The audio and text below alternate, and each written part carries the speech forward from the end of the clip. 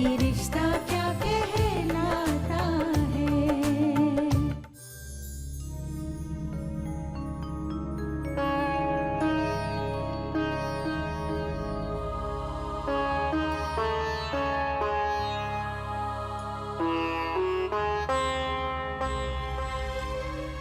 भाभी माँ, रश्मि ने कल रात से कुछ नहीं खाया, उसके लिए नाश्ता ले जा रही हूँ।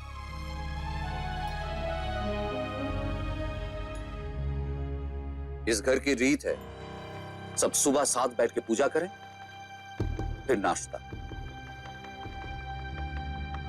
रश्मि ससुराल से वापस आ गई है और अब यहां भी मनमानी कर रही है। बच्चों की जिद की कोई सीमा हो गए हैं। दादाजी, क्षमा चाहता हूं, लेकिन हमें रश्मि को भी समझना चाहिए। उसकी क्या गलती है? वो तो मजबूरी में यहां पर रह रही। उसे तो निभाने की बहुत कोशिश की होगी। मैं जानता हूं कि निखिल जी का स्वभाव ही अलग है। दिन रात दोस्तों के साथ मग्न रहते हैं। जो मुंह में आता है वो कह देते हैं, जो जी में आता है वो करते हैं। आप सबने देख लिया कैसे वो यहां पर आके डिवोर्स के पेपर्स देकर गए। उन्होंने शादी में क्या किया था ये भी आप सब लोग जानते हैं। दोस्तों के साथ मिलकर मुझे शराब पिला दी। मुझे इसके बारे में सोचकर अपना दिमाग खराब नहीं करना है। अब वैसे भी मैं अपने फ्रेंड्स के साथ शॉपिंग के लिए जा रही हूँ। हम तो घुले जा रहे हैं तेरी चिंता में, और तुझे अपनी सहेलियों के साथ खरीदारी की पड़ी।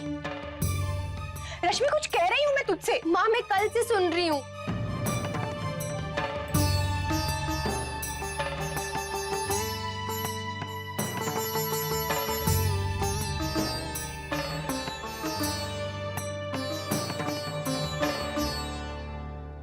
दत्ताजी,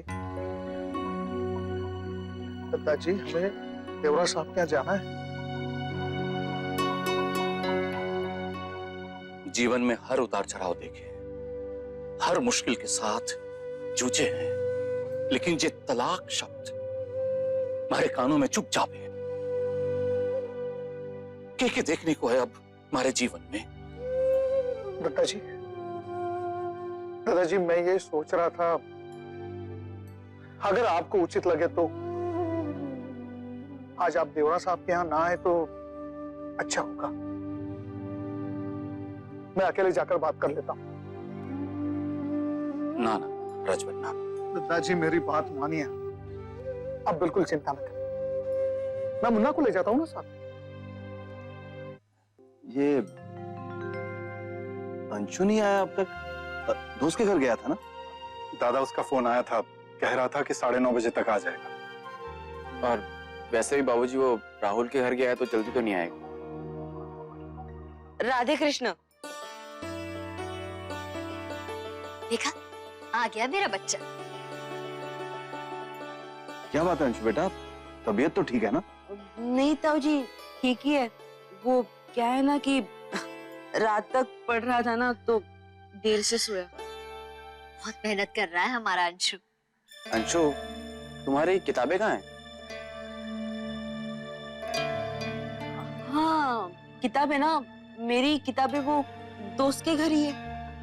अंशु, जब तुम्हें पता है कि घर में पढ़ाई करनी है तो किताबें क्यों छोड़ के आए? हाँ माँ, आज फिर जाना है ना राहुल के घर, तो थोड़ा पोर्शन रिवाइज करना रह गया, इसलिए वहीं छोड़ दी किताबें। अब हिस्ट्री पढ़ लूंगा ना। ठीक है बेटा, पढ़ लेना। पहले तू स्नान करके नाश्ता कर ले, फिर आराम से बैठ के पढ़ना। हाँ ठीक है। अंशु को देख के मुझे अपने एग्जाम्स के दिन याद आते हैं। अक्षर और मैं देर रात तक पढ़ते रहते थे और उसके बाद सुबह थक के उठते थे। वर्षा, तुम्हें पढ़ाई में इंटरेस्ट था, लेकिन अंशु को पढ़ाई में इतनी कोई खास दिलचस्पी नहीं है। देखिए, अभी निखिल मिलने के लिए राजी नहीं होगा। जी, लेकिन क्यों? इकलौता बेटा होने की वजह से हमने उसे कभी रोका टोका नहीं है। हमेशा से ही उसे उसकी मर्जी से जीने दिया है। आज भले ही उसके फैसले से हम सहमत नहीं हैं, लेकिन हम जानते हैं कि हमारा कहना वो अभी नहीं मानेगा। तो आपके कहने का ये मतलब है कि आप उनसे कुछ नहीं कहेंगे? नहीं बेटा, हम उसे समय देके समझाएंगे। अभी उस जिद पे अड़ा हुआ है। अभी मैं उससे सीधे सीधे बात करूंगा तो वो और भी चिढ़ जाएगा। तो कब बात करेंगे? जब उनकी मर्जी हो, उसी दिन सब कुछ हो जाएगा, चाहे उसमें 2 दिन लगे या फिर 2 साल। मैं 2 साल की बात नहीं कर रहा हूं बेटे। हर एक व्यक्ति का एक स्वभाव होता है। मेरा कहना है कि हमें उसे कुछ समय देना चाहिए। वो अपनी गलती खुद रियलाइज करेगा। वो कब रियलाइज करेंगे? वो तो अपने जिम वगैरह में लगे हुए हैं। और कल से हमारे घर में रश्मि ने कुछ खाया नहीं। जी मैं तो ये मुन्ना,